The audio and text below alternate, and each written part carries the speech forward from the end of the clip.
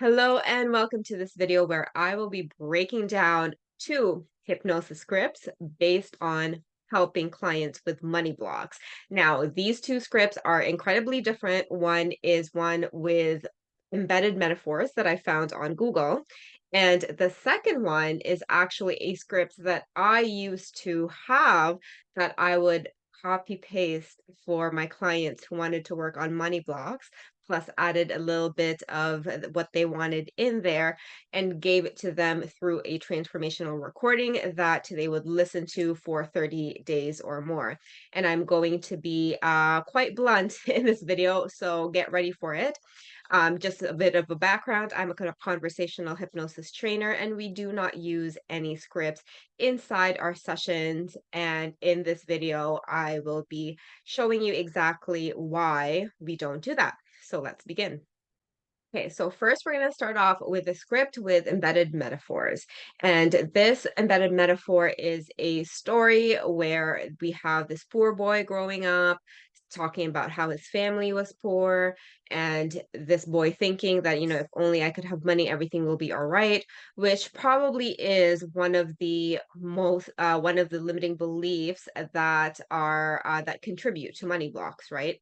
And over here, there's a second embedded metaphor where there's a story about his parents, his mom telling him that the money is the root of all evil, and all of these beliefs here, right?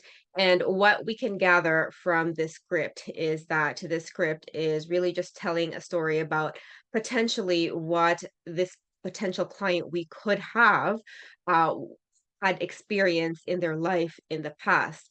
And notice the word potential, maybe. We don't know for sure. And that in and of itself is quite an assumption and a red flag. And so over here, down here, you'll see the different beliefs, the limiting beliefs with regards to money. Money won't make you happy. It's not the answer. It will be taken off you. These are beliefs that some of our clients probably are already aware of. We may even have it for ourselves.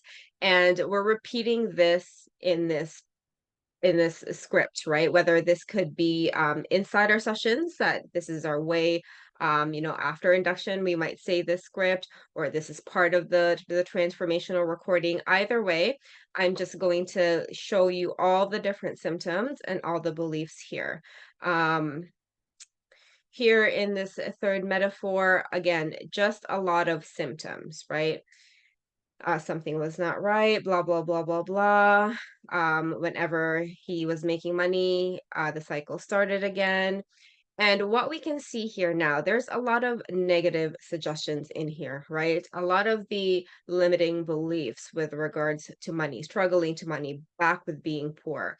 Um, and another metaphor here where, there's a belief or a behavioral pattern whenever the boy makes money, they lose it and apparently we're talking about a guru here and a new resource. And then after here at the end, this is actually the end of this script. There's a small part here with more of a positive suggestion of a better belief, which is you're entitled to be healthy, rich, and deserves to have money. Now, what can we see here as the biggest red flag problem with saying the script, right? If we were to assume that it was completely correct, that somehow when we get into this relaxed hypnotic state, that we are more suggestible, which some people won't be incredibly suggestible. Some will have maybe a small amount of suggestibility, and some are not going to be suggestible at all and resistant. But for example, we are reading the script off to a client who is highly suggestible. What have we suggested the first part here? All of these negative beliefs, right? This script is 95% negative with all of the beliefs that we do not want our clients to have. And then at the end here, it's like 3 sentences, maybe 4 sentences of like the positive suggestions.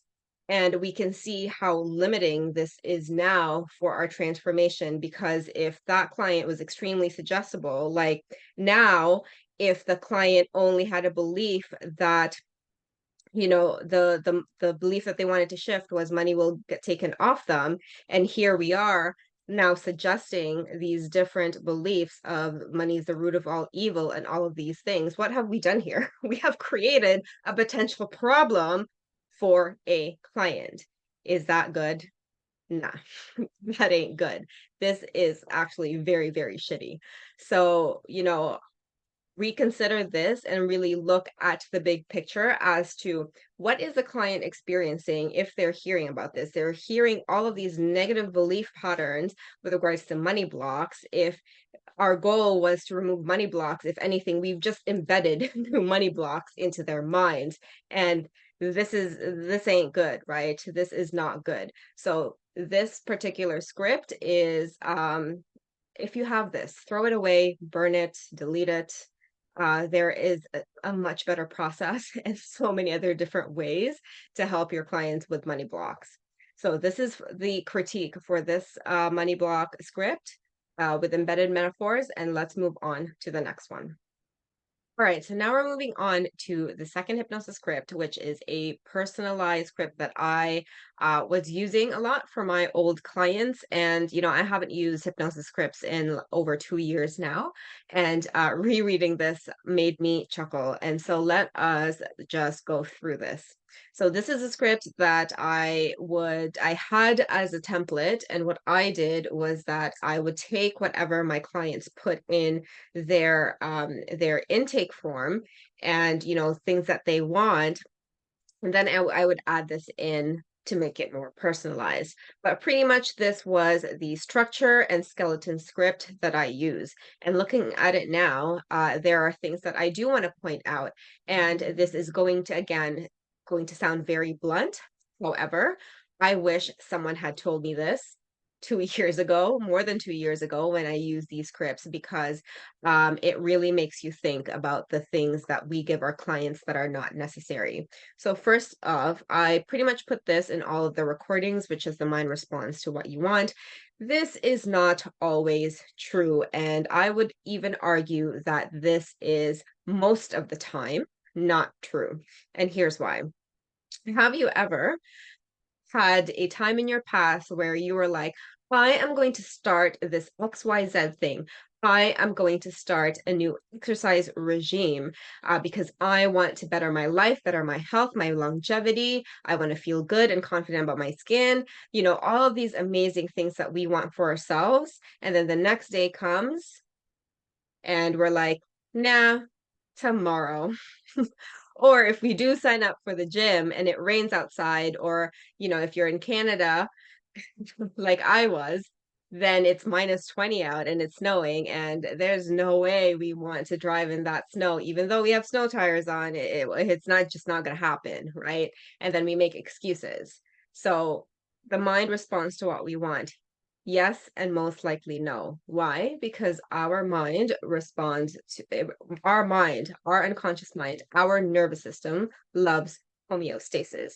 And if it were to be given a choice, it would stay the exact same. Why? Because we survived today, right? Today is safe, which means that the nervous system is safe. So therefore, doing something out of our comfort zone is something that will challenge it, and it loves homeostasis. So this is not always true. And embedding this into our client's unconscious mind, really what the unconscious mind does is like, nah, no way, dog.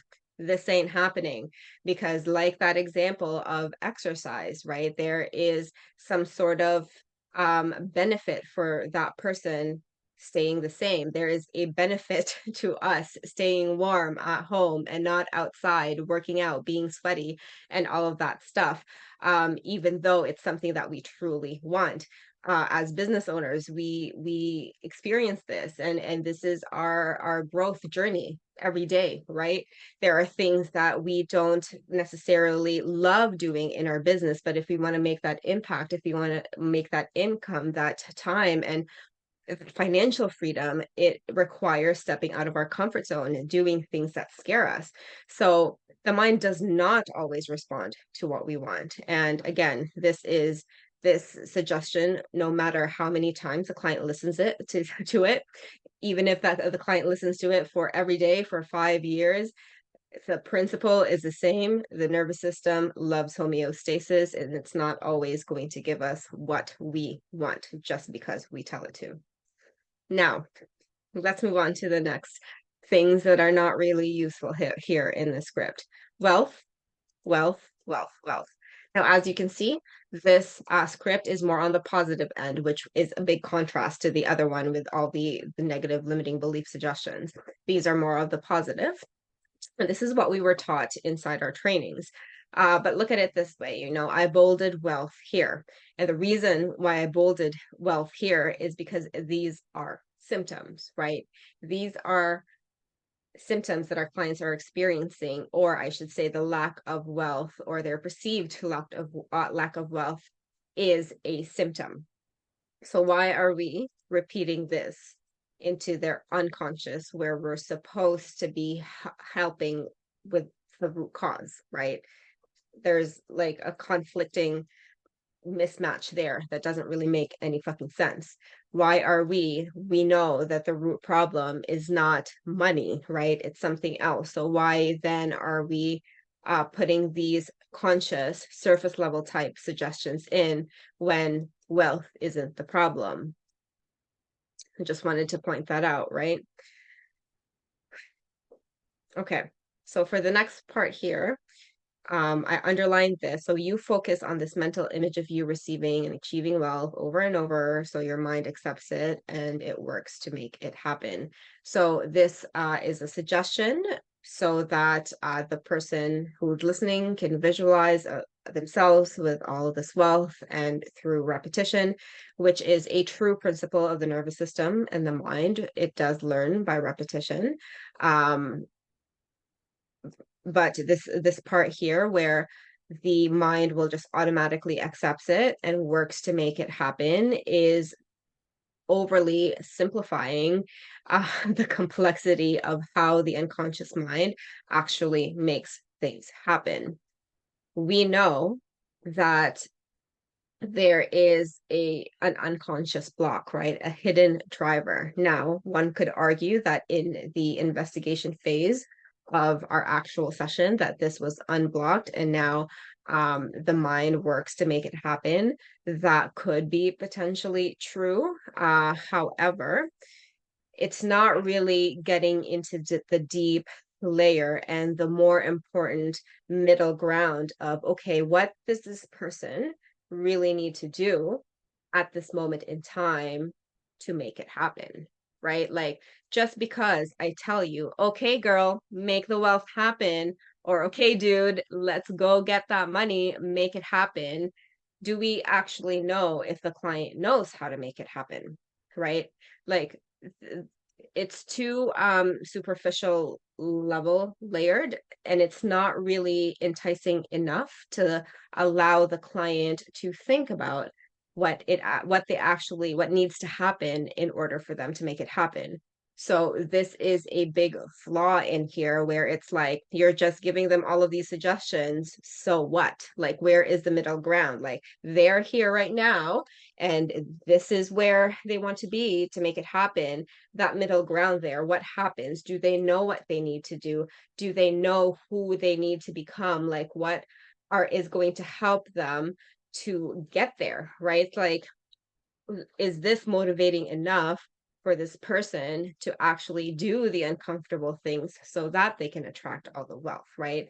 That is missing in these scripts. And this one as well.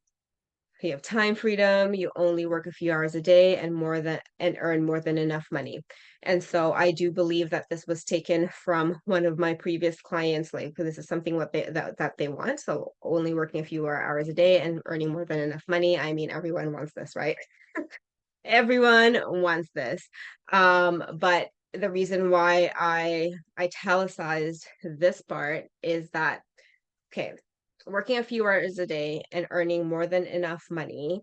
This is, if you look at the big picture, this is a work in progress, especially when it comes to business. My clients were business owners in my one-to-one practice, and there needs to be a lot of systems in place in business for this to be able to happen. And so that negates that with this script, right? Sure, someone can listen over and over and over and over again that they're only working a few hours a day and earning more than enough money, but if there's actually nothing changing in their life, is it really good for them to listen to this for weeks, months, and years without actually knowing how to make it happen? Kind of the same here, the same thing here that I mentioned. So, again, all of these are just word vomit, really, word salad that I decided to put in there because I didn't know any better. And all of these are just, embedded symptoms, um, embedded suggestions that, if you really want to think about it this way, this was a really long script. And when I read this out loud, this was probably close to 20 minutes. And that is a lot for the mind to really grasp. Like inside our advanced conversational sessions, hypnosis sessions, when we ask our clients a question, especially if it's a question that really gets them thinking, that allows them to retrieve information for their unconscious mind, one question in and of itself, we can discuss and we can be in for minutes. Right. And so what we're doing here with all of these words, I should say, is really just giving the client's conscious information. It's not really working with the unconscious. And we also know that the unconscious mind, its language is very different from the conscious mind, right? The unconscious mind does not speak in words. It's got a different language. And so all of this isn't really working on the subconscious, who has a different language, who speaks in a different language. And again, this is, like I said, all of these, like all of the you are enough stuff can be helpful. And, I'm not negating some of the benefits that clients can have with this. Them listening to this can definitely change their temporary internal state into something more positive, which can be very useful for emotional regulation and can be very useful for things like, mm, yeah, maybe sometimes nervous system regulation to get to really focus on the positive, and it can make them feel better whenever they listen to this. But I'll talk about that later at the end about how temporary this is. And again, just more suggestions of I am enough. You say it repeatedly and your mind lets it in. This is a very interesting suggestion because as we know that, even if the client somehow reaches their next income level after listening to this, in their next income level, they're going to face other challenges, right? They're going to face other challenges and other new beliefs. And we've heard of that saying before, that new levels, right? And so even if we say this repeatedly, when they get to their next level, whether that be a month or two from now, they're going to need a different perspective, a different way of doing things. And just because we're repeating it, it doesn't mean that it's going to stick, because we're always evolving as humans as well. And so this is pretty much the end here. There's definitely some other stuff here that, again, is just fancy talk, a lot of word salad, and an embedded suggestion to make sure that they listen to this every day. But let me tell you, after working with several clients, they were not listening to this every day. So it didn't matter. It didn't matter. And of course, getting them to come back to full awareness here. So this is the constructive feedback I have with this script. And I know that that was a lot of constructive criticism. And like I mentioned a little bit before, this can be helpful a little bit if our goal is to help our clients with stress reduction based techniques, or if we just want them to visualize so that they can take action. So, the biggest critique here is that this script is not useful for the actual rewiring process because it is so passive in just giving suggestions over and over again. It isn't really actively um, getting the client to be on board. It's just stimulating their imagination, and maybe some lovely emotions come up, which are a good thing. It's going to be good for their state temporarily. But of course, if they listen to this the first, as soon as they wake up in the morning, they go through their day and they have a shit time in either their business or their career. Maybe their boss was yelling at them. What happens to the previous negative emotions?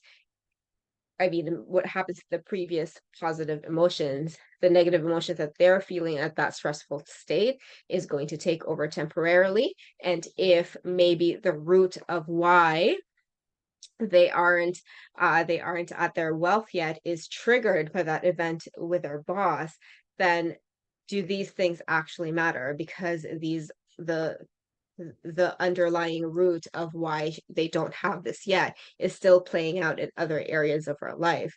Our problems hold hands with different problems, right? And if we're only trying to fix the symptom problem here, sure, the client might feel better, and sure, we can have great results, great testimonials. But I know you're at the point in your coaching or even hypnosis business where you want to level up your skills.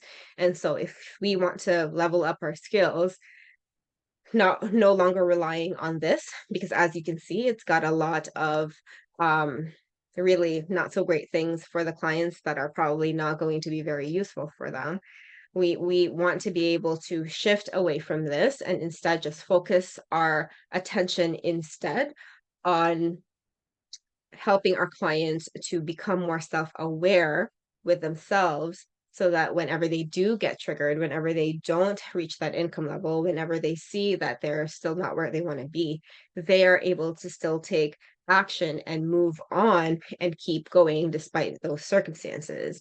And that transformation happens during our session in the investigation phase. So, if you want to really level up your hypnosis skills and your transformational skills so that your results are faster and that they actually stand the test of time, then definitely invest your time into investigating the client's problem instead of adding more word salad into the scripts. Because again, so many conscious words, it's not even speaking the language of the unconscious mind anyway. So, what is the point, right? Are your clients actually going to listen to it? And this was the thing that I really needed to be honest with myself.